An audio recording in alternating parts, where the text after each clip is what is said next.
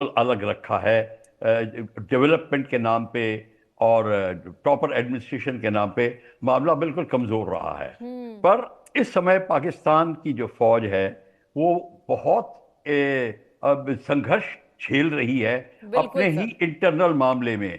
चाहे बलूचिस्तान हो, चाहे अफगानिस्तान का बॉर्डर हो, चाहे पख्तूनिस्तान हो, हम्म। सिंध में अपराइजिंग हो रही है। ऑल दिस थिंग्स जो हैं वो सम टोटल ये है कि पाकिस्तान की आर्मी इस समय बहुत प्रेशर में है।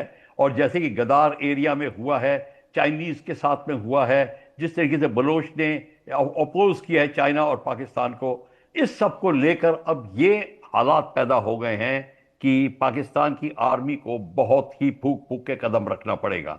अगर वो सोचते हैं कि वो स्ट्रेट अवे मार्शल लॉ लगाकर और जी उसको सर। पूरा का पूरा एरिया को जब फौज के दबाव में कर देंगे, वो भूल गए हैं कि ये नहीं हो सकेगा। तो इस समय पाकिस्तान को बहुत ही ज्यादा ये कष्ट झेलने पड़ेंगे, पाकिस्तान की आर्मी को प्रॉब्लम आएगी। पर इसलिए ये कहना कि ये मौका है कि भारत को उनके ऊपर हमला कर देना हम्म। इत्यादि इत्यादि, ये मैं एडवाइस नहीं करूंगा। क्योंकि आप देखेंगे कि अगर जैसे ईरान में हुआ, चाहे जी सर। इंटरनल प्रॉब्लम हम्म। हो रही है, पर अगर अमेरिका ने बॉम्बिंग शुरू करी सब एकजुट हो जाते हैं। हम्म। हम याद रखें कि ये चीज ठीक नहीं होगी कि अगर हम उस पर हमला करने की कोशिश करेंगे तो रिलीजन भी अपना रोल प्ले करेगा, ये भी आप मान के चलिए। हम्म। और मुल्ला एलिमेंट बहुत स्ट्रांग है। इस सब को मद्देनजर रखते हुए मेरे ख्याल से हमें अभी वेट एंड वॉच की टेक्निक लगानी पड़ेगी। हम्म। सोचना पड़ेगा कि हम किस तरीके से अपना अगला स्टेप को सोचें और करें। ये मामला अभी थोड़ा हमें वेट करना पड़ेगा, पर अपनी तैयारी पूरी करनी पड़ेगी कि ये इसका spill over Jammu and Kashmir में हमारे में ना आए। उनकी यहां टेररिज्म एक्टिविटी पाकिस्तान अब ये करेगा कि सबका अटेंशन डिवाइड करने के लिए विद हेल्प ऑफ चाइना, वो वो और with help of even Khalistani element, वो मामला दूसरा रुख पे लाने पलट के पूरे मुद्दे को पलटने की बात कोशिश करेगा ताकि ध्यान पटक बट जाए। तो इस समय हमको ध्यान रखना पड़ेगा अपनी इंटरनल सिक्योरिटी पे।